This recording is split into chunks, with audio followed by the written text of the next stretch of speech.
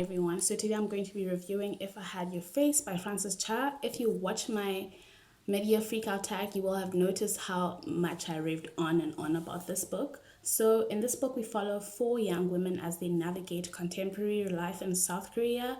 We have Ara, who is a hairstylist, very obsessed with this K-pop idol. We have Kuri, who is a room salon girl who's very obsessed with beauty, and she's had multiple surgeries. And we have Miho, who's just returned from America and is an artist dealing with the death of her best friend and the choices that she made following this death. And finally, we have Wona, who is a married woman trying to get pregnant as well as remain pregnant because she has had quite a few miscarriages. What I really loved about this book is how feminist it is, and I love women's literature in general and how funny and absurd it can get, as well as the cynical tone that it tends to have at times. But what I also really enjoyed is how, despite the misogynistic society that these women are navigating, they manage to still go on despite all of these hardships. And I really enjoy seeing that in literature as well. Misogyny in South Korea is not that exceptional. It happens everywhere, obviously, but just reading about the forms that it takes was very interesting for me. What I also just really loved about this book is the commentary on beauty, because I disagree with beauty in general, and I don't think we should be participating, and I just hate that whole system. I know the contradictions because I'm wearing makeup today, but yeah. Just reading the reviews about this book kind of sometimes left a bad taste in my mouth, because people exceptionalizing it and showing it as something so unique to South Korea, but all societies function according to beauty, and it rewards beautiful people. And I understand why people would strive for it and seek it, because you see all of these gifts and capital people gain from it. And one of my favorite characters in this book, Query, as I mentioned, has had multiple surgeries. She's in debt.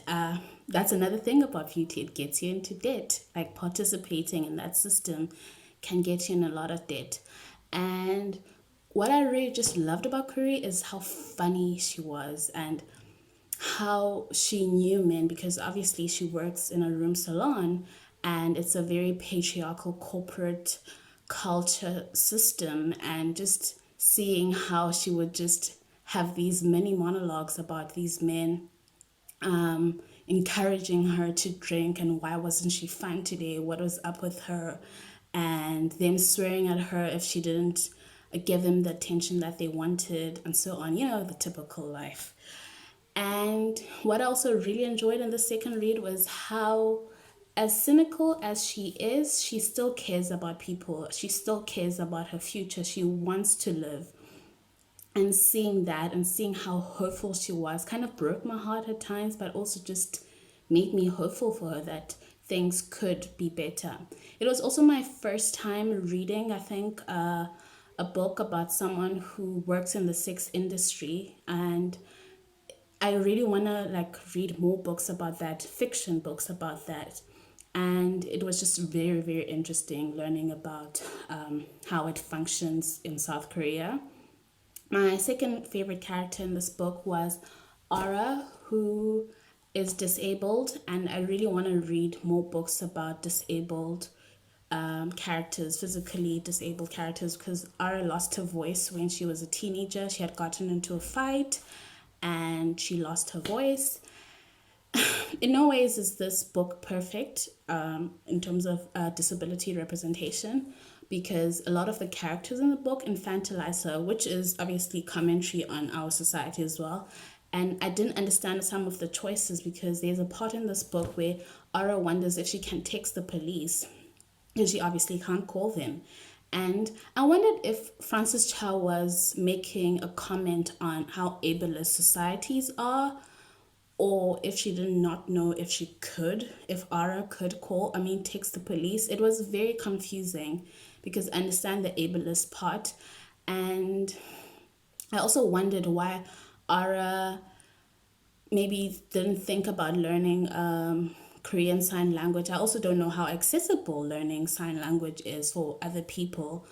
And yeah, it was just a bit confusing for me, to be honest. And then, but what I also just loved about Ara is how multifaceted she is, and her capacity for cruelty was very fascinating as well as surprising at times because, yeah, I think it's just like how infantilizing the other characters were towards her, but Ara just ridiculing them all of the time, thinking, oh my word, why are they like this, and so on and so forth. I really love these two characters. I did not enjoy Miho until towards the end when she became more engrossing, because as I don't generally reading about artists and them talking about their art processes does not interest me that much uh, at all. Rather, like, I don't mind if the artists are writers, but if like you're a painter and stuff in a fiction book, I'm not that interested. But towards the end, when she starts revealing herself, or Frances Cha starts revealing who Ara is and how judgmental she can get, it was started getting more interesting. And yeah, and then another character who was very funny as well and very in a very cutthroat manner was Wona. But I don't think that Wona should have been in this book. I think that Sujin, who is Ara's best friend, should have had the chapters that Wona had, because as I mentioned before, Wona is married, trying to get pregnant, and I thought that her narrative differed majorly compared to the other girls who were single, obviously, and I mean they were in relationships with other people, but it was very distinct. It was very, I don't think that it fit into the, like, Warner's narrative fit into the book at all. And it would have rather been interesting reading about partnered women in another book different from this one.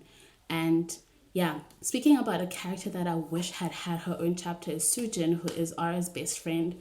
Very close, and she had been there that night that Ara lost her voice, and really love that the care they had with one another. Even Wana comments how much she craved that and how appreciative she was, just like looking at Ara and Sujin kind of interact and everything like that.